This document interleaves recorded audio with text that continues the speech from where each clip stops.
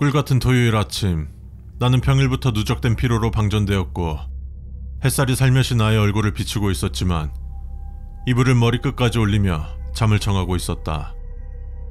그렇게 뒤척이며 멀어지는 잠의 다리를 붙들며 다시금 의식이 멍해지려던 순간 밖에서는 아빠가 외출하려는 건지 분주히 움직이는 소리가 들렸다. 문이 닫히는 소리가 들렸고 나는 침대에서 일어나 거실로 나왔다.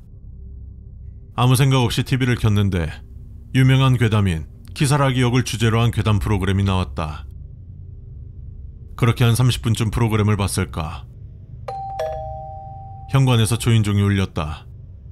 올 사람이 없는데 누구세요? 인터폰으로 본 현관에는 멀끔한 양복을 입은 한 남자가 밝은 목소리로 대답했다. 안녕하세요. 저는 일전에 댁에 가전제품을 판매했던 사람인데요. 어머님께서 물건을 추가 구매하셔서 가져왔습니다. 나는 그 사람의 말에 고개를 갸웃하며 잠시 기다려달라고 말하곤 엄마에게 전화를 걸었다.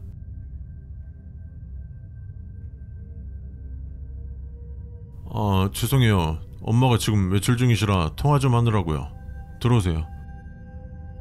판매원은 한 손에 믹서기 상자를, 다른 한 손에는 웬 커다란 검은 가방을 들고 집에 들어왔다. 꽤나 큰 상자를 들고 낑낑대는 그 판매원을 보니 뭐라도 드려야겠다 싶어 커피 한 잔을 대접하였다. 커피를 마시던 판매원이 TV에 눈길을 주고 있다는 걸 느꼈고 이윽고 판매원이 나에게 질문을 하였다. 혹시 공포나 괴담 같은 거 좋아하시나봐요? 네. 조금 좋아하는 편입니다. 나는 낯을 많이 가려서 그런지 미적지근하게 대답했다. 판매원은 잠시 생각을 하는 것 같더니 자신이 가져온 큰 가방을 열고 안을 뒤지다 찾고 있던 물건을 발견했는지 가방에서 어떤 물건을 꺼내어 내 눈앞에 내려놓았다. 그럼 이 제품은 어떠세요?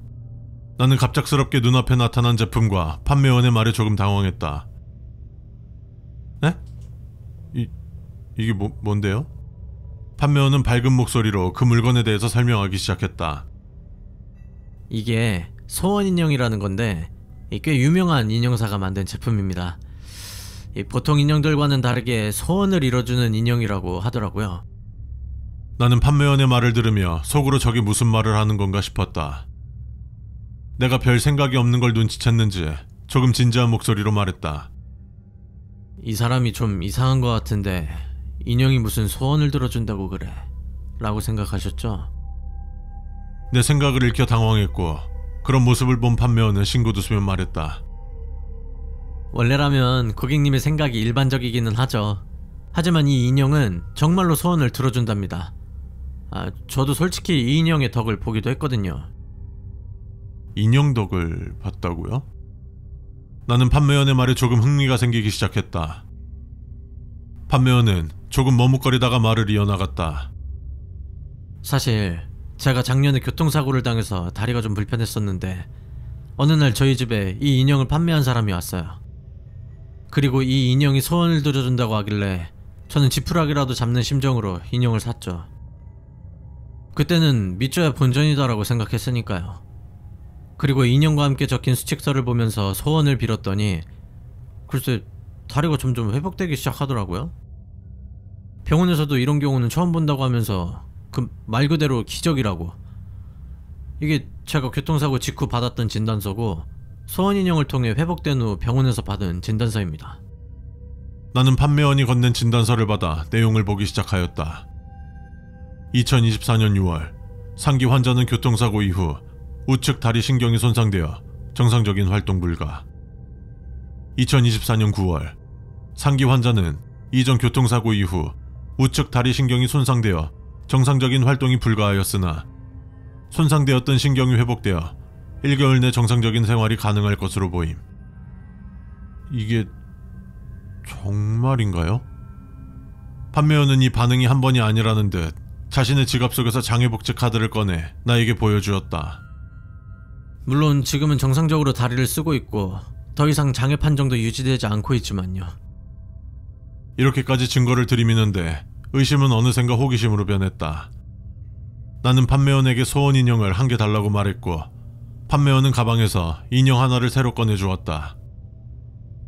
그럼 인형값으로 얼마를 드리면 되는 걸까요? 인형값은 받지 않겠습니다. 굳이 값을 치르시겠다면 저에게 주신 커피에 대한 답례로 생각해 주시면 어떨까요?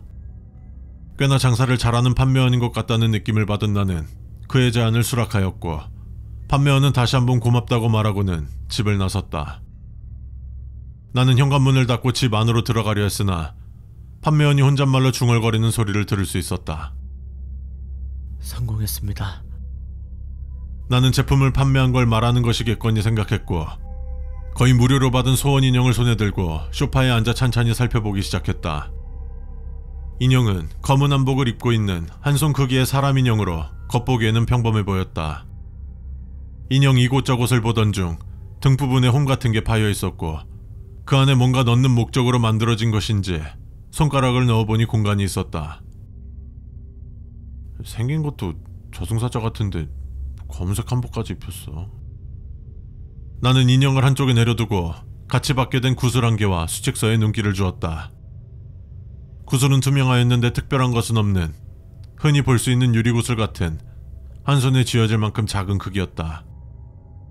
그리고 수칙서는 낡은 종이였는데 조금 변색이 된 것인지 종이 곳곳에 얼룩 같은 게 보였고 조금 구겨진 듯한 느낌이었다.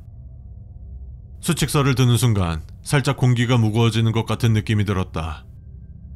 나는 조금 긴장하며 수칙이 적힌 종이를 펼쳤고 써져 있는 내용을 읽기 시작하였다.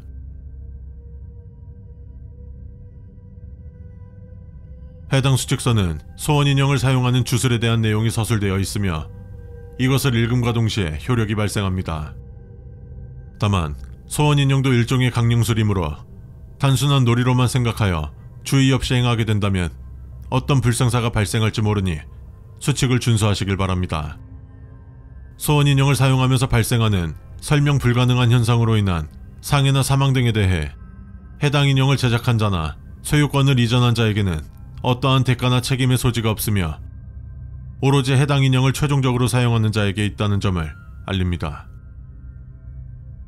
첫 번째, 소원 인형은 귀신을 혼옥에 깃들게 함으로써 인형에게 영적 능력을 부여해 사용자의 소원을 비는 것으로 일종의 강령술입니다.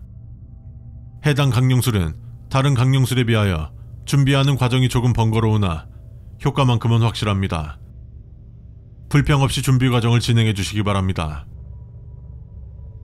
두 번째, 해당 인형을 사용할 때 필요한 준비물은 아래와 같습니다. 혼옥, 소원 인형, 찬물 한 대야, 자신의 피를 섞은 먹물로 귀신 귀자를 적은 종이와 양초, 금줄이 필요합니다. 귀신 귀자는 한 획도 틀리지 말고 한 번의 종이에 적어야 하며 틀릴 경우 강령술에 대한 페널티가 부여됩니다.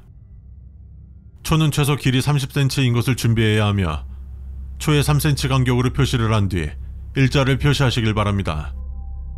또한 강령술 도중에는 초를 켜지 마세요. 만일 강령술 진행 중에 초를 킬 경우 스스로에게 페널티를 부여하는 것이니 주의하시길 바랍니다. 금줄의 경우 붉은색 실에 실행자의 피가 섞인 먹물로 적은 금알 금자가 적힌 종이를 붙이면 되며 10개를 만드셔야 합니다. 강령술 도중에는 사용하지 않으나 그 이후 필요하니 반드시 빼놓지 말고 준비하시길 바랍니다. 세 번째, 만일 집 근처에 무당집이 있다면 그곳에서 해당 강령술을 실행하지 마십시오. 근처의 기준은 실행자 기준 도보 5분 거리이며 해당 강령술을 실행할 경우 음기가 강하게 발생하므로 영적 능력이 뛰어난 무당일 경우 강령술의 방해를 받을 수 있습니다. 네 번째, 강령술은 새벽 3시에 실행해야 하며 집안의 모든 불빛은 꺼야 합니다. 쉽게 말하면 강령술을 실행하는 장소를 암실처럼 만들어야 하며 강령술 도중 또는 시작과 끝 관계없이 불빛이 비춰질 경우 강령술에 대한 페널티가 부여됩니다. 다섯 번째, 강령술을 시작할 때 하단에 기재된 순서대로 실행하시길 바랍니다. 소원 인형을 미리 준비한 찬물에 담그세요. 강령술 재료 준비 중에 만든 실행자의 피가 섞인 먹물을 혼옥에 묻히세요. 먹물이 묻은 혼옥을 손에 쥐고 혼옥에 깃들 귀신을 불러야 합니다. 이때 레신담소망, 아자행성 취보자, 반대가 하신 이라는 주문을 3번 외우세요. 이후 손을 펴 혼옥을 보았을 때 혼옥이 붉은색인 것처럼 느껴진다면 귀신이 혼옥에 깃든 것이며, 붉은색이 아닌 다른 색으로 느껴질 경우 붉은색으로 느껴질 때까지 혼옥을 손에 쥐고 펴서 확인하길 반복하세요. 붉은색으로 느껴지는 혼옥을 귀신 귀자가 적힌 종이에 감싸세요. 물에 담가두었던 소원 인형을 꺼내어 인형의 안에 혼옥을 넣으세요. 준비한 금줄을 인형에 묶으세요. 6번째, 강령술이 진행된 이후 해당 수칙서를 다시 확인하세요. 만일 강령술 이후 해당 수칙서를 분실할 경우 큰 대가를 치르게 될 것이니 그러지 않도록 주의하시길 바랍니다. 만일 수칙서의 내용이 변경되지 않았을 경우 내용이 바뀔 때까지 눈을 감았다 뜨시길 바랍니다. 몇 번 시도 안 된다고 포기한다면 당신은 고작 그 정도의 사람이라는 것이니 실망스러운 모습을 스스로에게 보이지 마시길 바랍니다. 수칙의 내용은 여기까지입니다. 해당 수칙서에 기재된 페널티는 강령술을 성공하신 후 수칙서를 확인하면 자연스레 알게 될 것입니다. 그러니 현재로서는 크게 신경 쓰지 마시고 수칙을 완벽하게 지키는 것에만 집중하시기 바랍니다. 괜한 호기심은 집중력을 흐트리게 하여 불러오지 않아도 될 페널티를 부르는 것이라는 점 명심하세요.